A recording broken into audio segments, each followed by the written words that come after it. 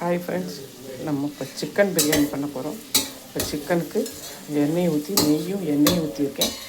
இப்போ வெங்காயத்தை வதங்கணும். வெங்காயம் வதங்கினோன்னே நம்ம தக்காளி, இஞ்சி பூண்டு பேஸ்ட்டு எல்லாம் போட போகிறோம். இப்போ வெங்காயம் நல்லா வதங்கணும்.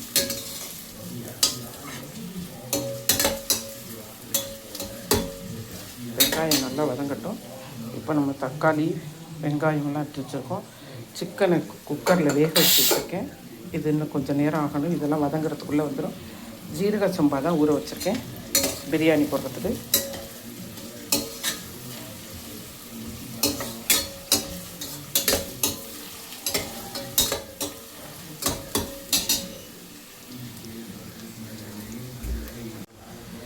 இஞ்சி பூண்டு நல்லா வெங்காயம் நல்லா ப்ரௌன் ஆயிடுச்சு.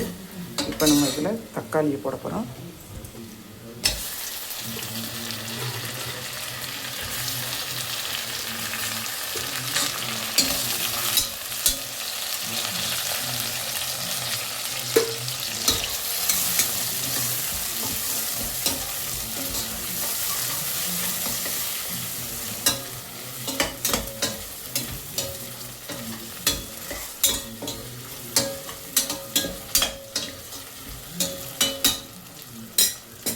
தக்காளி கொஞ்சம் நேரம் குலைவாகட்டும்.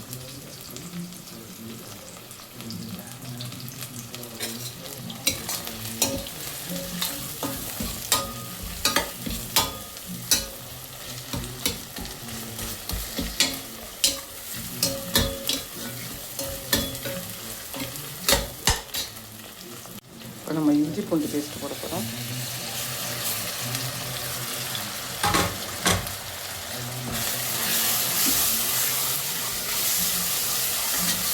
இஞ்சி பூண்டு அதோட கொஞ்சோண்டு சின்ன வெங்காயமும் வச்சுருக்கேன். சின்ன வெங்காயம் வச்சு கொஞ்சம் அரைச்சி போட்டால் நல்லா டேஸ்ட்டாக இருக்கும்.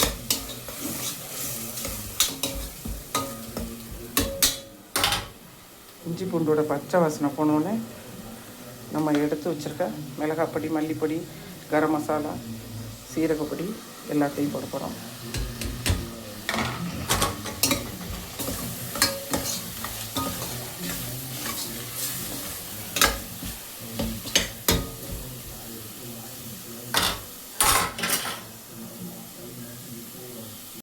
இப்போ நம்ம தயிர் போட போகிறோம். 2 ஸ்பூன் தயிர் போட போகிறோம்.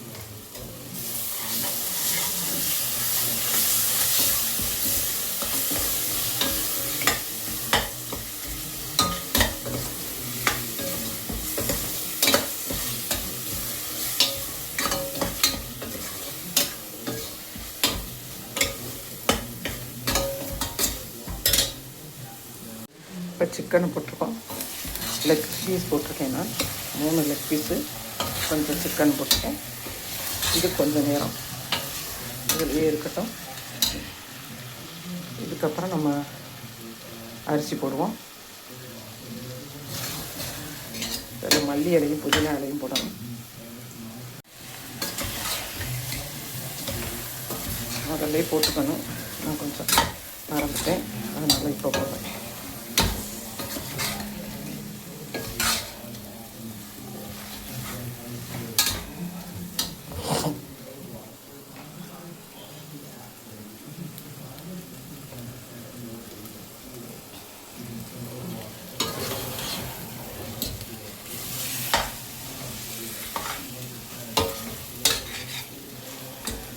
சிக்கனை வேக வச்சுட்டு போட்டதுனால அதில் உள்ள உப்பு, மிளகாய் எல்லாமே நல்லா சார்ந்துருக்கும். பிரியாணியும் நல்ல டேஸ்ட்டாக இருக்கும்.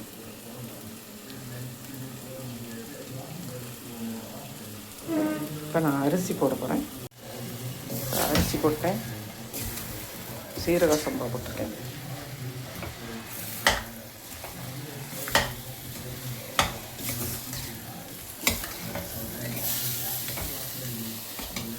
இது நல்லா கிளறினோடனே இதில் நம்ம 1க்கு 2 தண்ணி ஊற்ற போகிறோம். 1 டம்ளர் தண்ணிக்கு 1 டம்ளர் சீரக சம்பாவுக்கு 1.5 டம்ளர் தண்ணி ஊற்ற.